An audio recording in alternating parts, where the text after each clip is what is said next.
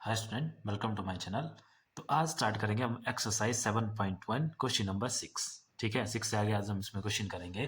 तो इन क्वेश्चन को करने से पहले मैंने एक और वीडियो अपलोड की है जिसमें हमने इसकी इंटीग्रल की इंट्रोडक्शन और कुछ इंपॉर्टेंट फॉर्मूले पढ़े हैं। तो अगर आपने वो वीडियो नहीं देखी है तो उसका लिंक डिस्क्रिप्शन में जाके पहले उसको देख लें, फिर क्वेश्चन करना बिल्कुल आसान हो गया। ठीक है, तो जैसे देखो इसमें हमें बोला है integral of 4 × e⁻³ + 1 of dx। तो चलो पहले तो उसको सिंपल लिख लेते हैं। हम देखो सिंपल क्या करेंगे, हम इसमें जो भी हमें दिया हुआ क्वेश्चन वो लिखा, उसके बाद देखो अलग अलग कर दे इंटीग्रेशन। देखो इन दोनों फंक्शन की है ना, तो 4e⁻³ of dx plus integration of 1 dx कर सकते हैं ऐसे कि नहीं।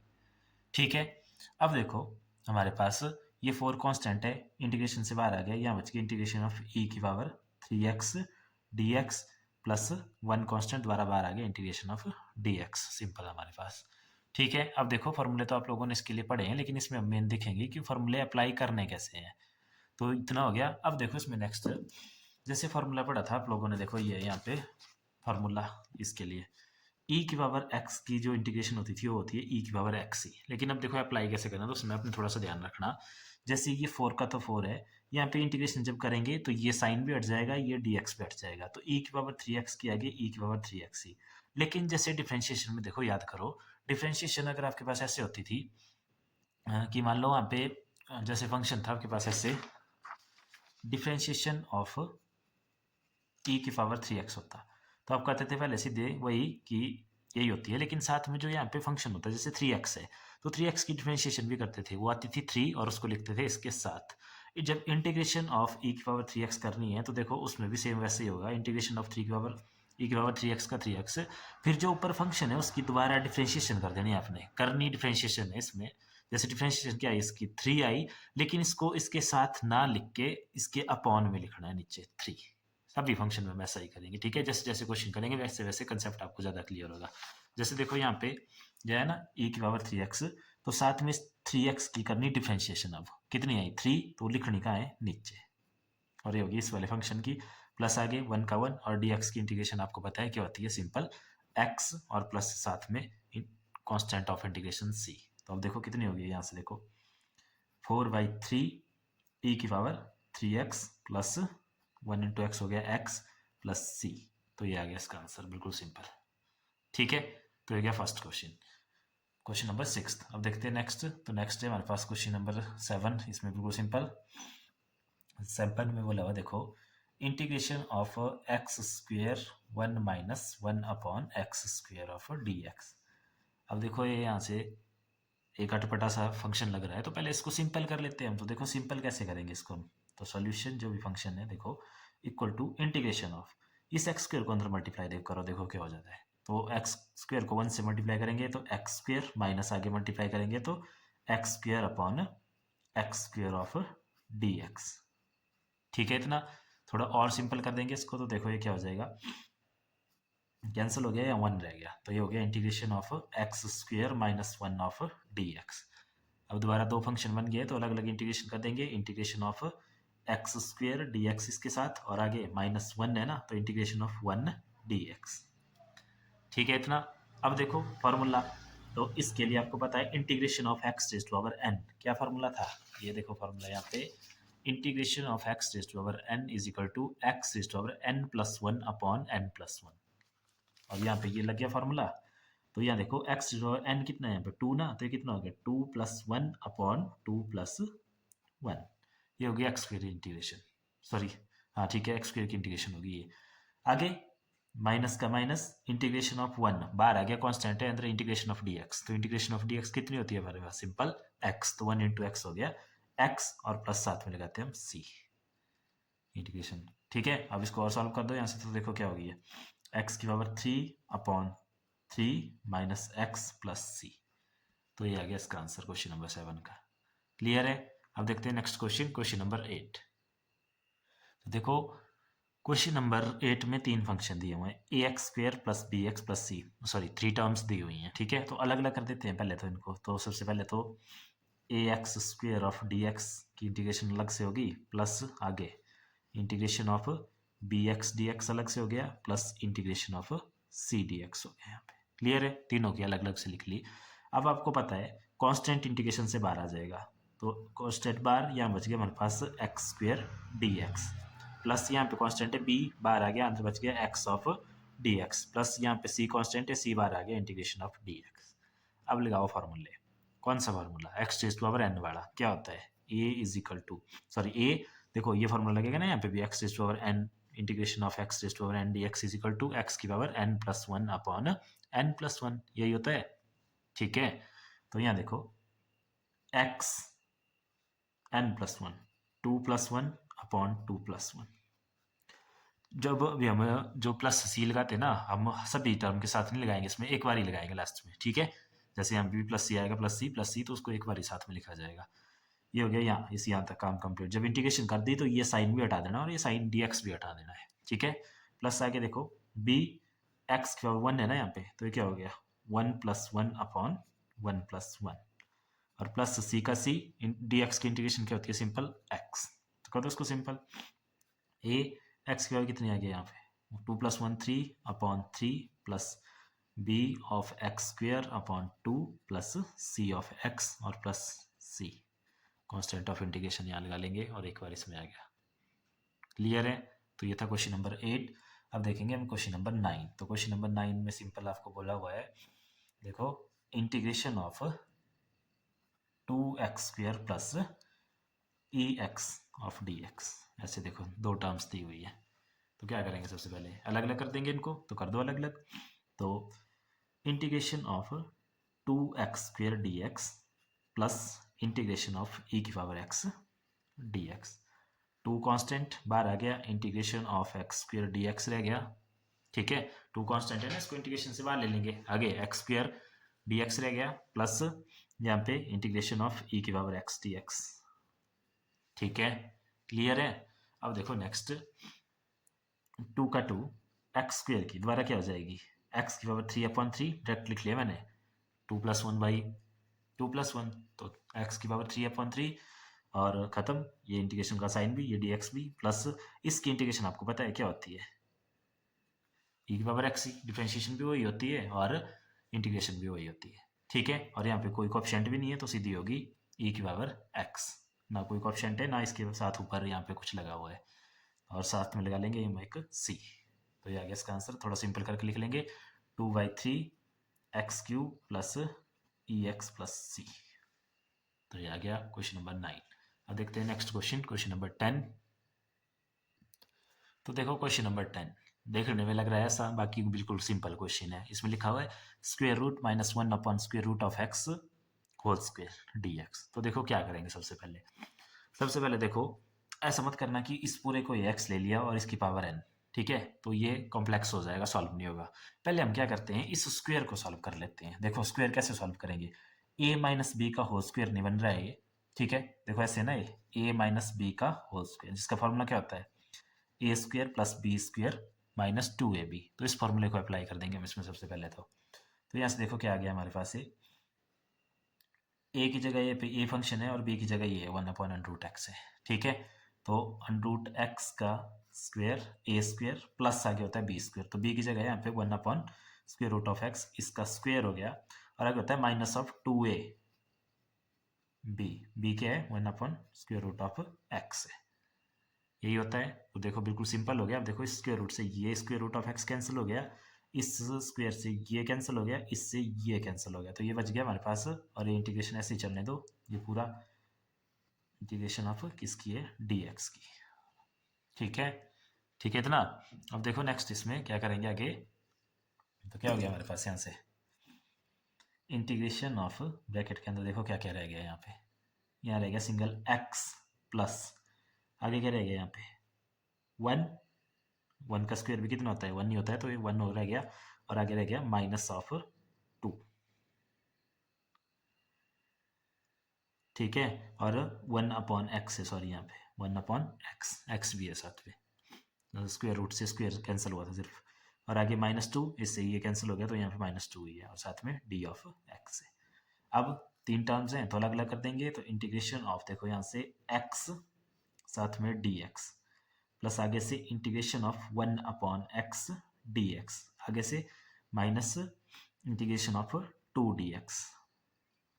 ठीक है, अब देखो फॉर्मूला लगा लो, x raise to power n, तो यहाँ पावर कितनी है 1, तो कितनी हो जाती है एक्स स्क्वेयर बाई 2, खत्म हो गया ये वाला part, plus integration of 1/x, formula है इसका क्या, लॉग ऑफ एक्स, और माइनस 2 कांस्टेंट बाहर, अंदर बच गया इंटीग्रेशन ऑफ dx, होता है हमारे पास सिंपल x, और साथ में लगा लेंगे plus c, where c is constant of integration. ठीक है, तो ये हो गया क्वेश्चन नंबर 10। अब देखते हैं हम इसमें क्वेश्चन नंबर 11 हमारे पास, तो क्वेश्चन नंबर 11 भी बिल्कुल सिंपल है। देखो क्वेश्चन नंबर 11 में क्या बोला हुआ है, क्वेश्चन नंबर 11 है integration of x cube plus 5x square minus 4 upon x square dx। तो देखो क्या करेंगे, इसको भी सिंपल कर लेते हैं, इसको पहले थोड़ा सा इंटीग्रेशन ऑफ, यहाँ से देखो x cube upon x square, अलग अलग करके लिख सकता हूँ ना मैं इसको, क्योंकि एक्स स्क्वेयर इसका एलसीएम है, तो ये सारी टर्म्स को डिवाइड करेगा, तो प्लस आगे क्या आ जाएगा 5x square upon x square, और आगे आ जाएगा -4 अपॉन एक्स स्क्वेयर, और आगे से सभी का dx। ठीक है इतना, तो कर दो इनको अलग अलग बारी बारी। तो यहाँ से देखो इंटीग्रेशन ऑफ, नीचे एक्स स्क्वेयर है ऊपर एक्स क्यूब है, तो स्क्वेयर से 2 पावर कैंसिल होगी, यह रह गया सिंपल x हमारे पास, प्लस आगे से कैंसिल 5, आगे से -4, यहाँ पे देखो एक्स स्क्वेयर नीचे है ना 1, मतलब 1/x स्क्वेयर है यहाँ 4 के साथ मल्टीप्लाई, तो उसके लिए कोई फॉर्मूला नहीं है हमारे पास, 1/x के लिए तो था लेकिन 1/x स्क्वेयर के लिए नहीं था, तो इसको हम ऊपर ले जाएंगे और ये बन जाएगा हमारे पास x की पावर -2। ये क्यों बना, क्योंकि देखो आप लोगों को पता है 1/x को क्या लिख सकते हैं हम, x की पावर -1, तो वैसे ही 1/x स्क्वेयर को क्या लिखेंगे हम, x की पावर -2। ठीक है, अब इन तीनों टर्म्स को अलग अलग कर दो, तो अलग अलग जब आप करेंगे तो यह आ जाएगा हमारे पास integration of x dx plus integration of 5 dx, और माइनस ये 4 कांस्टेंट है बाहर ले लिया इंटीग्रेशन से, इंटीग्रेशन ऑफ x की पावर -2 dx। ठीक है इतना कर, तो देखो ये आ गया हमारे पास integration of x dx plus integration of 5 dx minus 4 integration of x raise to power -2 dx। तो अब इसमें हम फॉर्मूले लगाएंगे, तो आपको पता है x की इंटीग्रेशन क्या होती है, एक्स स्क्वेयर बाई 2, क्यों फॉर्मूला क्या लगा, x raise to power n is equal to X raise to power n+1 by n+1। ठीक है, और आगे प्लस 5 कांस्टेंट है बाहर आ गया, अंदर बच गया इंटीग्रेशन ऑफ dx, तो इंटीग्रेशन ऑफ dx आपको पता है क्या होती है x, आगे देखो -4, अब यहाँ पे देखो x की पावर -2 प्लस 1 होगा, तो -2 + 1 हुआ -1, ये ध्यान रखना -1, और नीचे भी -1 और प्लस c। अब उसके बाद एक्स स्क्वेयर बाई 2 लिखेंगे, इसको इसको लिखेंगे देखो 5x, और ये -1 माइनस माइनस क्या हो गया यहाँ पे +4, और x की पावर -1 है ना यहाँ पे। ठीक है, तो x की पावर -1 मतलब ऊपर क्या है पावर नेगेटिव है, तो अगर इसको पॉजिटिव लिखना होगा तो हम इसको क्या लिख लेंगे +4/x और प्लस c। तो ये आ गया आपके फर्स्ट क्वेश्चन नंबर 11 का आंसर। अब देखते हैं हम नेक्स्ट क्वेश्चन नंबर 12। तो क्वेश्चन नंबर 12 है हमारे पास simple integration of x³ plus 3x plus 4 upon square root of x dx। तो जैसे 11th किया वैसे इसको भी करेंगे, अलग अलग कर लेंगे इसमें भी सभी फंक्शंस को। तो देखो ये क्या हो गया, integration of x³ upon square root of x, bracket लगा लेते हैं, plus 3x upon square root of x plus 4 upon square root of x और साथ में dx। देखो यहाँ पे जब बेस, इसको ऐसे लिख सकते हैं ना, इंटीग्रेशन ऑफ x की पावर 3 अपॉन x की पावर, स्क्वायर रूट का मतलब होता है पावर 1/2, पता है ना ऐसा। नेक्स्ट 3x अपॉन x की पावर 1/2 प्लस 4 अपॉन x की पावर 1/2 और बाहर से dx। अब आपको पता है जब बेस सेम हो और डिवाइड हो रहे हो तो पावर क्या हो जाती है, बेस को एक बार लिखा जाता है और पावर माइनस हो जाती है। ठीक है, देखो ऐसे होता है ना, a/a अगर हो और उनकी बेस अलग अलग हो, जैसे मान लो यहाँ पे पावर n है और यहाँ पे m है, तो उसका आंसर आता है हमारे पास a की पावर n माइनस m। तो वही ऐसा हम देखो यहाँ करेंगे x 3 - 1/2 प्लस 3 का 3, यहाँ पे भी x एक बार, ऊपर पावर कितनी है 1, तो 1 माइनस 1/2 -4। अब x की पावर है नीचे, x की पावर हाफ, ठीक है। तो अगर इस पावर को ऊपर ले जाएं, दोबारा वही फॉर्मूला 1/x वाला, तो ऊपर जाके क्या हो जाएगा, x की पावर -1/2 और बाहर से dx, ठीक है। देखो ये ऐसे हुआ, दोबारा 1/x होता है हमारे पास x की पावर -1, तो 1/x की पावर 1/2 हो जाएगा हमारे पास x की पावर -1/2। अब इसको सॉल्व कर दो, तो देखो इंटीग्रेशन ऑफ, ये कितना हो गया यहाँ पे x, ये 3 माइनस हाफ, तो 3 माइनस हाफ है। तो देखो इसको सॉल्व कैसे करेंगे, स्टेप बाय स्टेप करना है आप लोगों ने। ऐसे देखो ना, ये क्या है हमारे पास 3 माइनस 1/2, एलसीएम आ गया 2, इसके नीचे क्या है 1, तो इसको किससे मल्टीप्लाई होगा 2 से, तो आएगा 6 माइनस 1, दैट इज 5/2। तो इसको लिख लेंगे हम यहाँ पे 5/2 प्लस 3 x, यहाँ है 1 माइनस हाफ, तो 1 माइनस हाफ देखेंगे कितना होगा 1 माइनस हाफ, दोबारा एलसीएम 2 और 2 1 जा 2 minus 1, that is positive half. तो ये लिखेंगे पॉजिटिव हाफ और -4 ऑफ x की पावर -1/2 dx, ठीक है। अब इनको अलग अलग कर लेंगे इंटीग्रेशन करने के लिए, तो कर दो अलग अलग। तो यहाँ से आ गया सिंपल हमारे पास इंटीग्रेशन ऑफ x की पावर 5/2 dx प्लस 3 कॉन्स्टेंट है, बाहर ले लिया, इंटीग्रेशन ऑफ x की पावर 1/2 dx -4 कॉन्स्टेंट है, इंटीग्रेशन ऑफ x की पावर -1/2 dx। दोबारा वही फॉर्मूला देखो, x की पावर n+1, तो 5/2 प्लस 1 प्लस 3 का 3, यहाँ पे फॉर्मूला लगाएंगे x की पावर 1/2 प्लस 1 -4 का 4, यहाँ पे फॉर्मूला लगेगा x की पावर 1/2 प्लस 1, ठीक है। और देखो ये तो लगा ऊपर, इसके नीचे भी आता है, देखो जो पावर यहाँ होती है ना वही नीचे आती है, तो 5/2 प्लस 1 आएगा नीचे, और यहाँ पे भी क्या आएगा नीचे 1/2 प्लस 1, और यहाँ पे भी क्या आएगा नीचे -1/2 प्लस 1, और साथ में प्लस c। क्लियर इतना।